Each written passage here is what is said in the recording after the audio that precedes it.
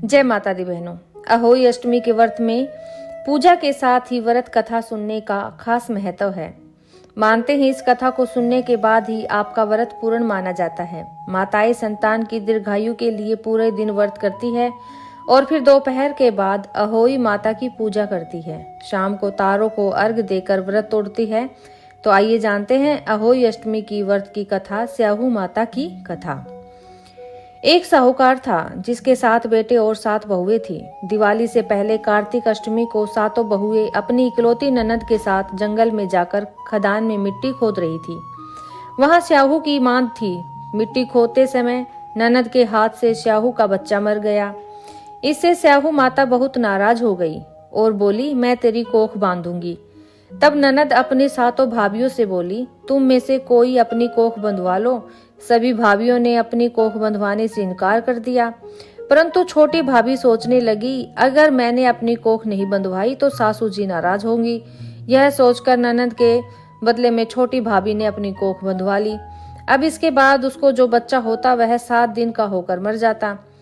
एक दिन पंडित जी को घर बुलाकर पूछा, मेरी संतान 7वें दिन क्यों मर जाती है? तब पंडित जी ने कहा, तुम सुरही गाय की सेवा करो। सुरही गाय स्याहू माता की भाईली है, वह तेरी कोख खुलवा देगी, तब तेरा बच्चा जिएगा। अब वह बहुत जल्दी उठकर चुपचाप सुरही गाय की नीचे साफ सफाई कराती। सुरही गाय ने सोचा, रोज उठकर कौन मेरी सेवा कर रहा है, मुझे मालूम भी नहीं चलता। चलो आज सो देखती हूँ। गौ माता खूब सवेरे उठी, देखती है कि साहूकार के बेटे की बहू उसके नीचे साफ सफाई कर रही है।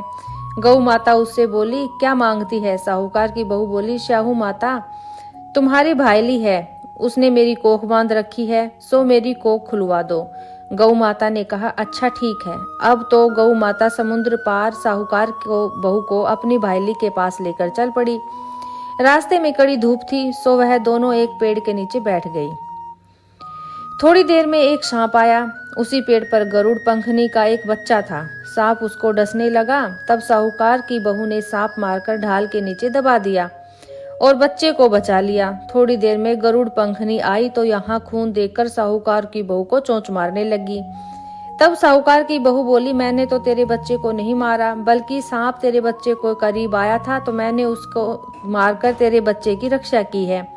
यह सुनकर गरुड़ पंखनी बोली, मांग तू क्या मांगती है?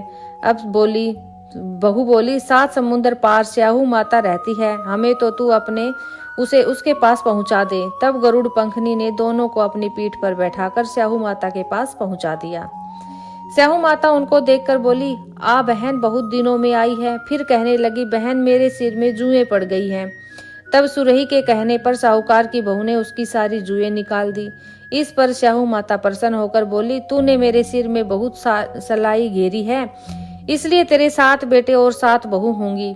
वह बोली, मेरे तो एक भी बेटा नहीं, 7 बेटे कहाँ से होंगे? स्याहू माता बोली, वचन दिया है, वचन से नहीं फिरूंगी। तब साहूकार की बहू बोली, मेरी कोख तो तुम्हारे पास ही बंधी पड़ी है। यह सुन स्याहू माता बोली, तूने तो मुझे ठग लिया। जा, तेरे घर तुझे 7 बहुएं मिलेंगी, तू जाकर उजमन करियो, 7 अहोई बनाकर 7 कढ़ाई करियो। वह लौटकर घर आई तो वहां देखा कि 7 बेटे 7 बहू बैठे थे। वह खुश हो गई। उसने 7 अहोई बनाई, 7 उजमन किया और 7 कढ़ाई करी। शाम के समय जेठानियां आपस में बातें करने लगी कि जल्दी जल्दी पूजा कर लो, कहीं छोटी बहू को बच्चों की याद करके न रोने लगे। थोड़ी देर में उन्होंने अपने बच्चों को कहा, अपनी चाची के घर जाकर देखाओ कि आज वह अभी तक रोई क्यों नहीं। बच्चों ने आकर कहा, चाची तो कुछ मान रही है, खूब उजमन हो रहा है। यह सुनते ही जेठानियां दौड़ी दौड़ी वहां आई और आकर कहने लगी कि तूने कोख कैसे खुलवाई? वह बोली, तुमने तो कोख बंधवाई नहीं थी, सो मैंने कोख खुलवा ली।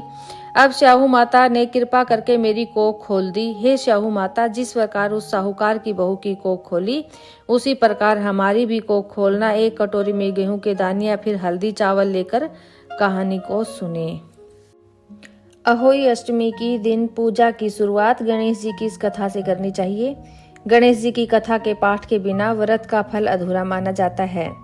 तो आइए सुनते हैं गणेश जी की कथा। एक बुढ़िया माई थी, उसका एक बेटा और एक बहू थी। बहुत गरीब थे। बुढ़िया माई हर रोज गणेश जी की पूजा करती थी। गणेश जी हर रोज बुढ़िया माई से कहते, बुढ़िया माई मांग ले कुछ। बुढ़िया माई कहती, मैं क्या मांगू? तो गणेश जी बोले, अपने बेटा से पूछ ले, अपनी बहू से पूछ ले।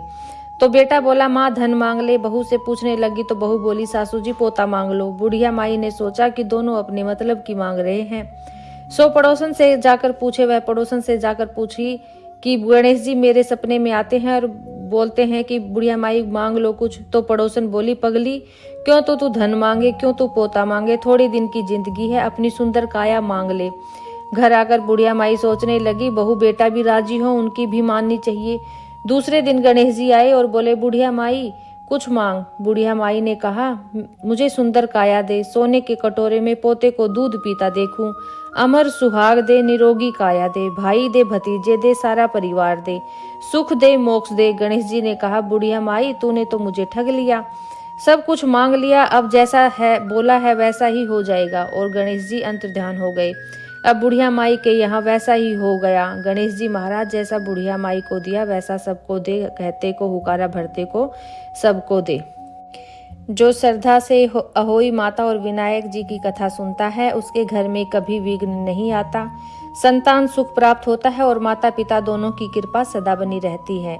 जय अहोई माता की, जय हो श्याहू माता की, जय श्री गणेश जी विनायक जी की। अगर आपको यह अहोई अष्टमी की और श्याहू माता विनायक जी की कथा पसंद आई है तो वीडियो को लाइक करें, शेयर करें और चैनल को सब्सक्राइब करना न भूलें। माता अहोई और विनायक जी की कृपा से आपके परिवार में सुख समृद्धि और संतान सुख सदा बना रहे। जय माता दी, जय गणपति बप्पा मोरया।